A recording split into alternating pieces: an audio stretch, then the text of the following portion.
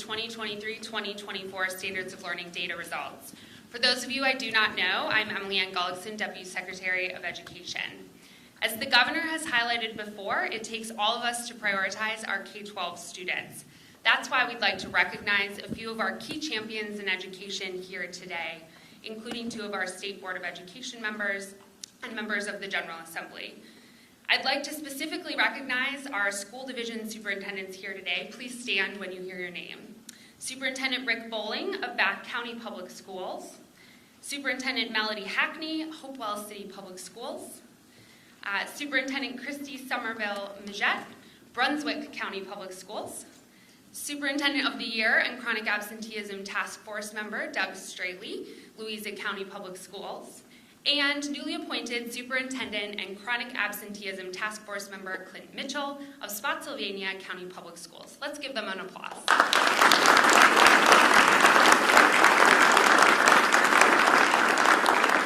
To the other advocates in the room, thank you for all that you do for Virginia's students and parents. And I'd like to recognize the outstanding Department of Education team and leadership members here in the room today. Thank you. Now, it is my pleasure to turn the stage over to a true champion for K-12 students, our Governor, Glenn Youngkin. Thank you.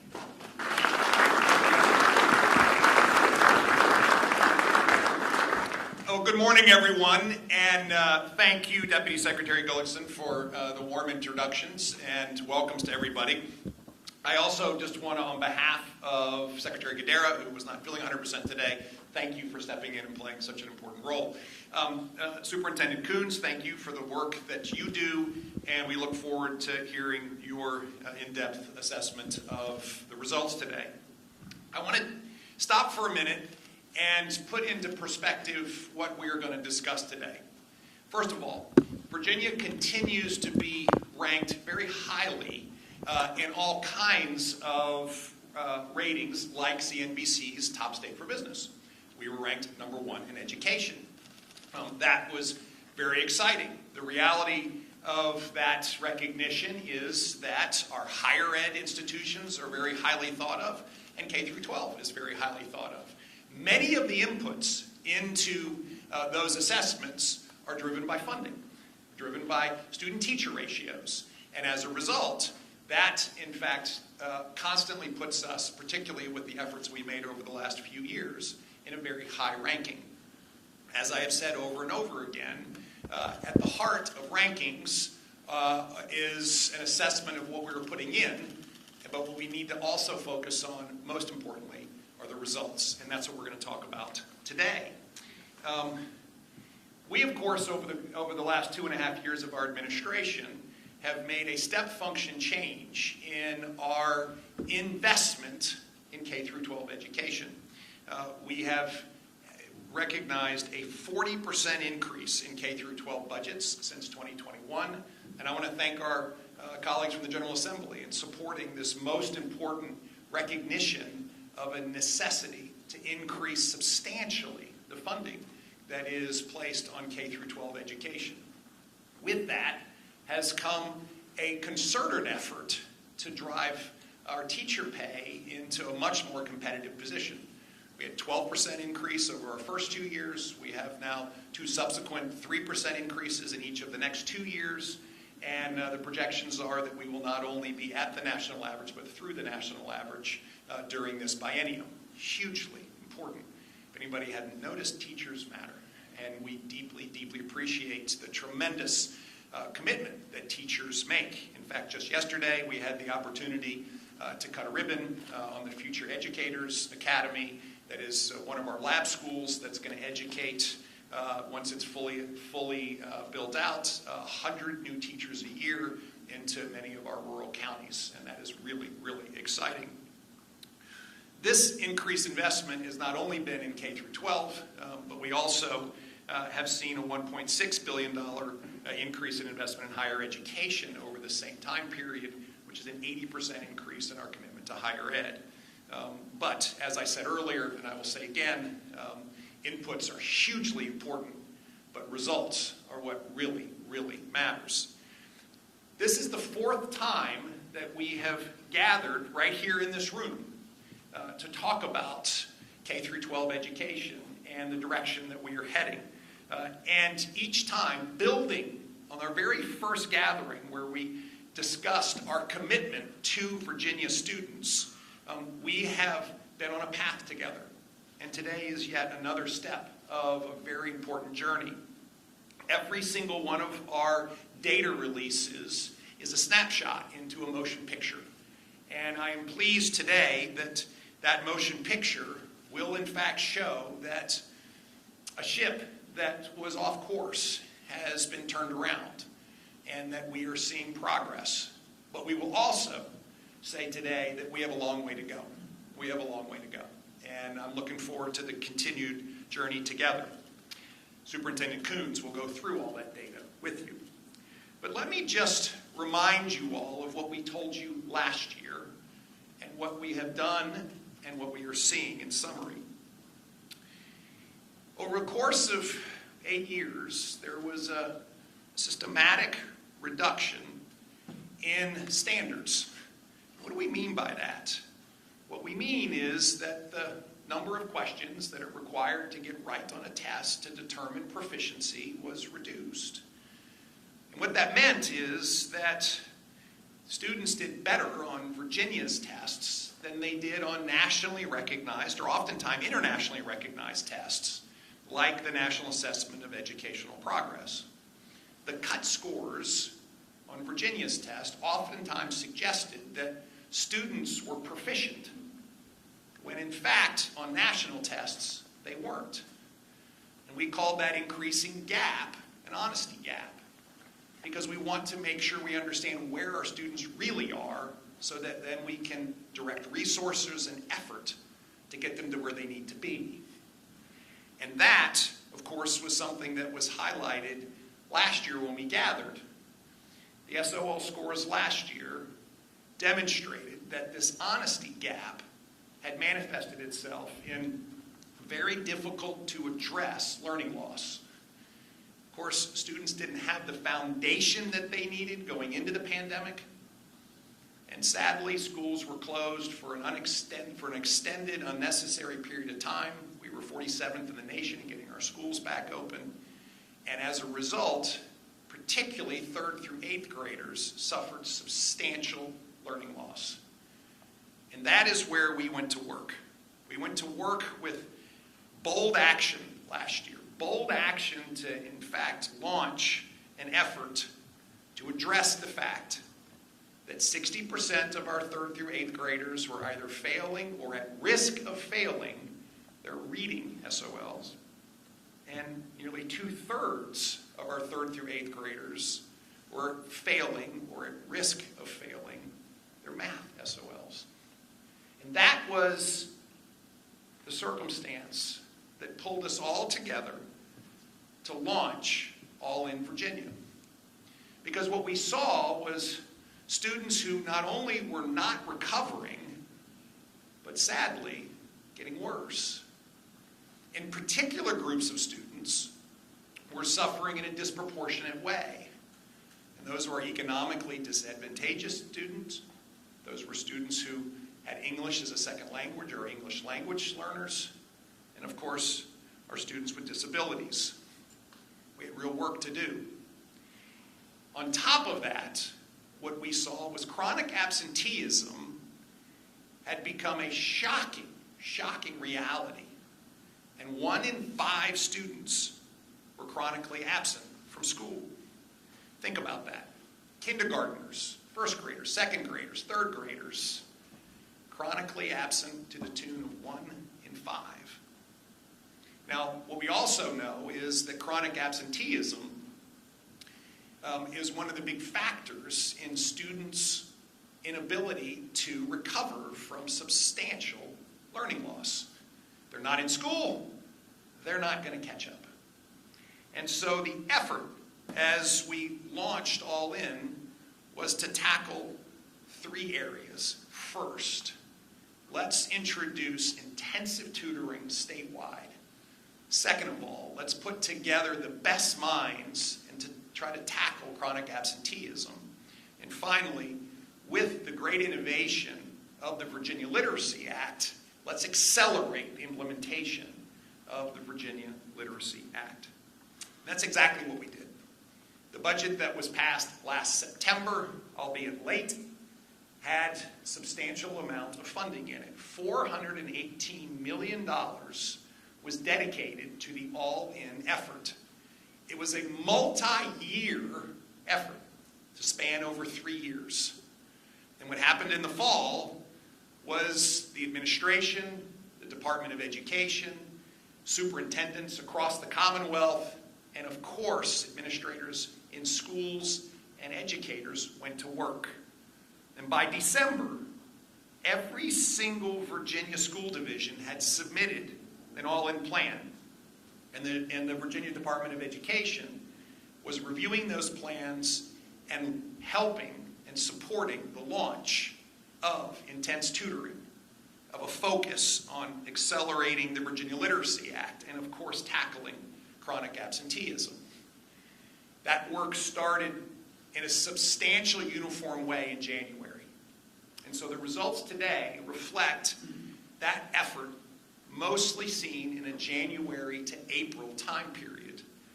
We also saw the launch of dedicated additional resources across the statewide tutoring platforms like Zern and Ignite, which of course the superintendent will elaborate more deeply on, that enable students to also get incremental help along the way.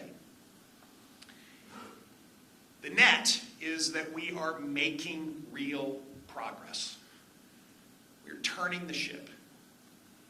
That turning of the ship is going to require even more effort. We had 4 months of concerted effort across the Commonwealth, and now we start this next academic year with the opportunity to have a full academic year of continuing effort. And that, I think, will be very exciting. What we'll see today is that 70% of school divisions have seen improvement in reading scores. 75% of school divisions have seen improvement in math scores. There are learnings between those school divisions that have seen substantial improvements and those that haven't. And that's part of the best practice sharing, the best way to implement intensive tutoring that will be, of course, incorporated across all in. We've seen improvements in 3rd through 8th grade reading. We've seen even more substantial improvements in 3rd through 8th grade math. We've seen the hardest hit groups during the pandemic improve faster. And most importantly, we have seen that the all-in intensive tutoring efforts work. With regards to chronic absenteeism, we saw a 16% reduction in chronic absenteeism. What that means is that the efforts across the Commonwealth are working. The net is that we have some real all-stars that have led the way, and those all-stars can lead and share on how other school divisions can improve even faster. As I said, the ship is turning, and it's exciting to see it happen.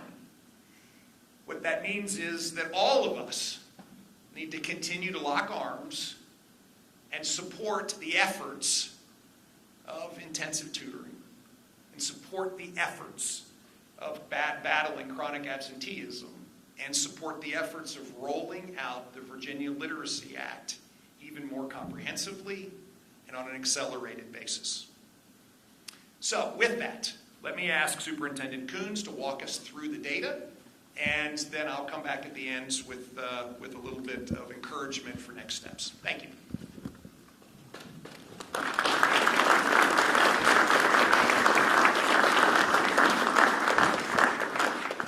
Thank you, Governor, for discussing where we were last year. On September 7th, the Department, the Secretary, and the Governor showed data that continued to demonstrate that student learning loss persisted and students were not recovering on their own. As Secretary Gadara flagged in 2022, Virginia had the largest decline in NAEP performance of any other state in both 4th grade reading and mathematics. That decline did not match the SOL results and what they were telling us in 2022. And instead, students, families, and teachers thought students were recovering better than they actually were. In addition, our former State Board of Education lowered those cut scores in 2019, as the governor discussed, which was implemented in the first year after the pandemic. This change masked the impact of COVID learning loss, and more students appeared to pass. Last year, we introduced low proficient scores to show those students who would likely not have passed if those cut scores had not been changed. These students we consider at risk. They're not necessarily ready for the next grade level and the rigorous coursework that is there. You see that gap as well in our mathematics scores last year. In addition, as the governor mentioned, we have gaps in our students that are in their disadvantaged groups, whether they're our Black or Hispanic student groups, were hit harder by COVID learning loss and saw more declines in their scores. In addition, many students, such as our economically disadvantaged, our English learners, and our students with disabilities who were already behind, saw even more loss. However, our high schools told us a different story last year. We had just 1% below our pre-pandemic rates in our reading EOC cut scores, and our math scores were on track to improve. So we were seeing our high school students bounce back last year. But what was abundantly clear last year was that students who attended school had a better chance of improving their learning, and students who didn't struggled more than their peers. Virginia students who had missed 18 or more days after the pandemic, so much that our chronic absenteeism doubled post-pandemic. We were 10% chronically absent prior, and our students were 20% after the pandemic last year in 2023. We also learned that those students who were chronically absent, who missed at least 18 days a year, which sounds like a lot, but is only 2 days a month on average, scored 18 percentage points lower last year in reading and 25 percentage points lower in mathematics. So we were at a crossroads. And what we did, the governor discussed, on September 7th, the governor announced All in Virginia and called all Virginians together to help accelerate learning recovery for students across the Commonwealth. This intensive focus and $418 million investment and funding commitment from the governor and the General Assembly provided the support and the focus for school divisions to create 3-year all-in Virginia plans to change the course for their students. As the governor mentioned, every single school division submitted their plan by December, and many started tutoring as early as October. However, as you can see from our timeline, statewide, all students had about 4 months during the school year of focused tutoring.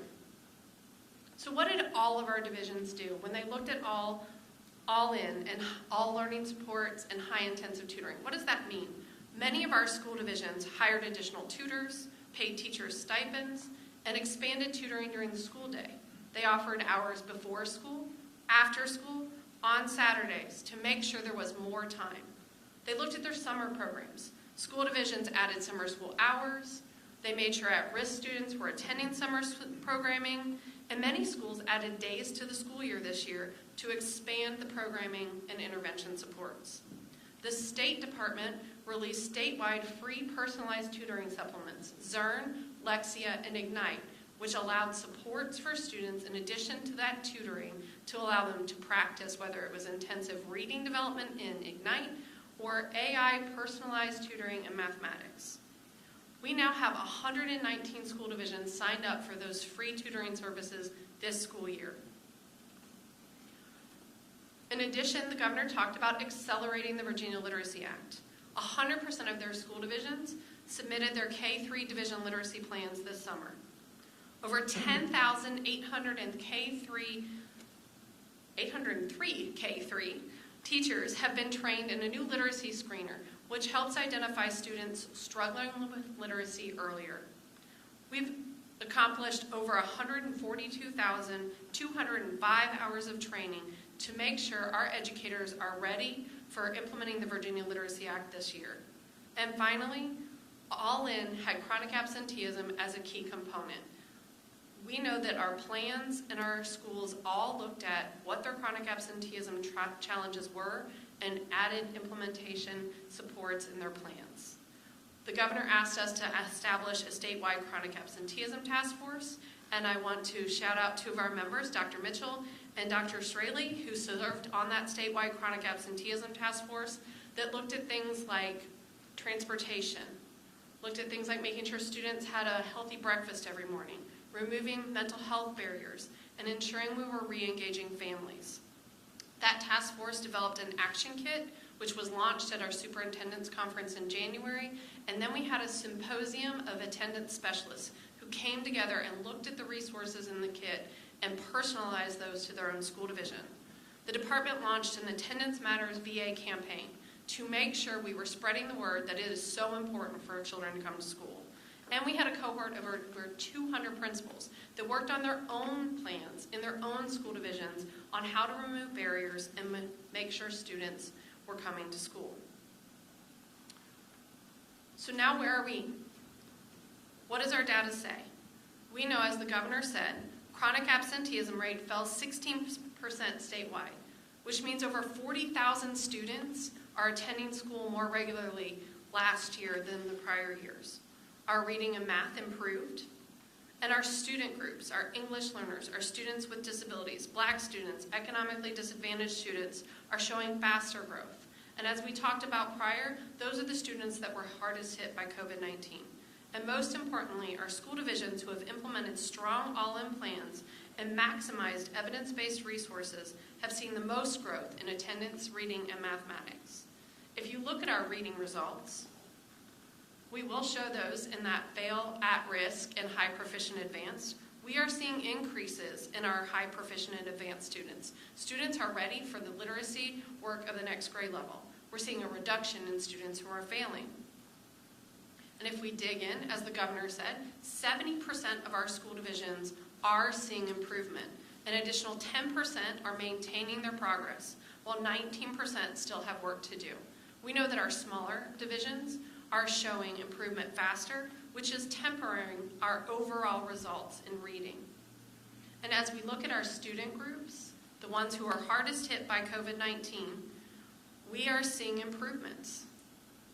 And when we look and dig in at our economically disadvantaged students, we are seeing double rates of growth than we did in prior years. That means almost 3 in 5 economically disadvantaged students passed in this past year. We know we have work still to do because they are 13 percentage points behind their peers, but we are seeing improvement. And most importantly, our English learners are showing more than 6 times the rate of growth than their peers, which is incredibly important because post-pandemic, only 1 in 4 English learners were proficient, and now we're at 1 in 3, but we must focus and closely progress monitor our English learner students because they are so much further behind than their peers. We are seeing improvements in our students with disabilities and improvements in all of our student groups in reading that outpace their peers. And I want to highlight Bath County. Superintendent Bowling is here, and he is one of our divisions that leaned into the all-in work in literacy. They created a community-wide focus in literacy, purchased materials early in the fall of 2022 to create urgency around early literacy instruction. They created interventions with tiered support that supported their most vulnerable learners, and they connected teachers in a regional network led by their own superintendent focusing on literacy. But most importantly, they used their all-in funds to expand the tutors so that every staff member tutors students and provides a community of learning support in Bath County. Thank you for your hard work. As we shift to mathematics, we are seeing a similar pattern in our high proficient and advanced students growing at almost 1% faster and decreasing our failure students by almost 2%. And when we dig in, over 75% of our school divisions are making improvement and moving forward in mathematics. And we are seeing that progress across the board in all school divisions, small, large, regionally, and in different socioeconomic demographics. And when we look at our gaps, where our students fell the most during post-COVID, we are seeing that same recovery in economically disadvantaged.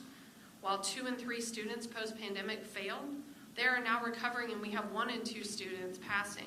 And we have to continue that focus with our economically disadvantaged and our English learners, who are recovering faster than their peers, but are still much further behind in mathematics. And finally, our students with disabilities are showing that same pattern. And I want to highlight one of our school divisions who's worked very hard in mathematics and worked to make sure their all-in plan is customized in Southside Virginia, Brunswick County, and Dr. Somerville Majette and her team hired instructional coaches to train teachers in great math instruction in the classroom every day, monitored student performance closely, and used database tutoring to make sure that tutoring adapted quickly and supported the individual needs of students.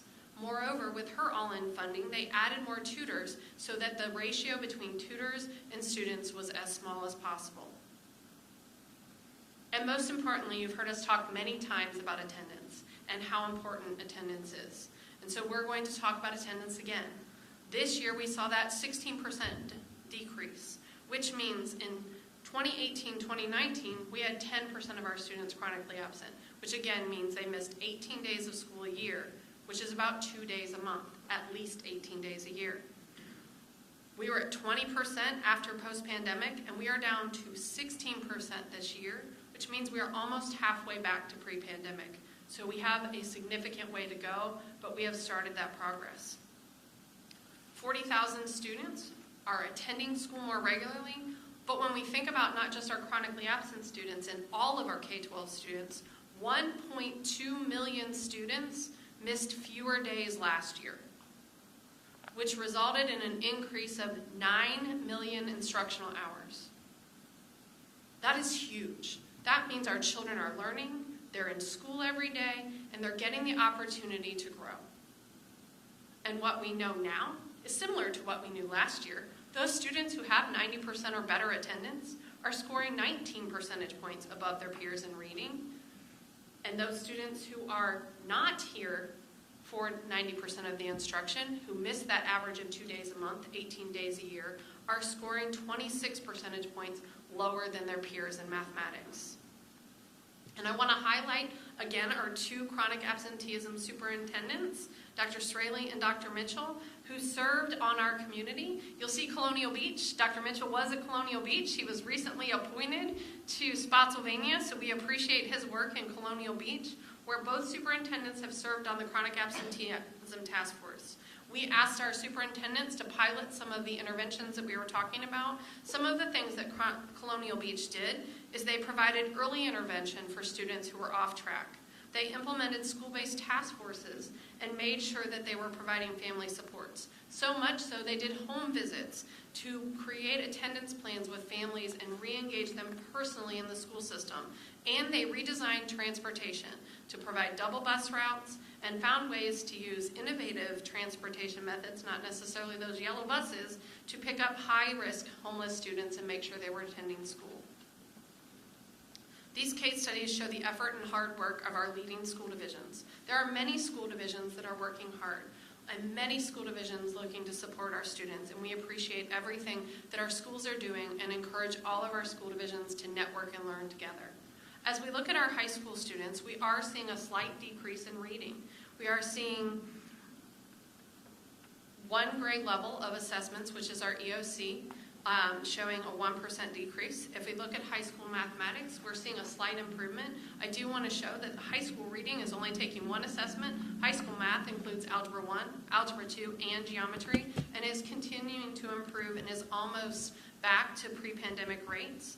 And our high school science also shows slight improvement and covers earth science, biology, and chemistry. In just the 4 months of the last school year, school divisions have implemented tutoring.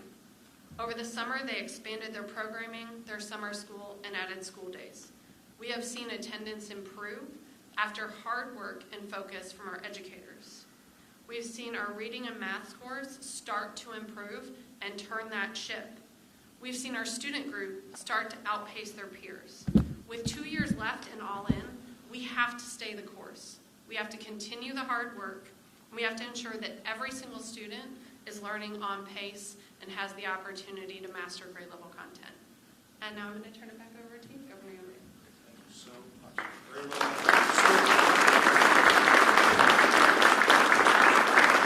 Thank you. Thank you, Superintendent Coons. And of course, we can just turn that. We can flip wherever we're going next on slides. Great. What I want to recap for everyone is that we are making progress. We have seen improvement.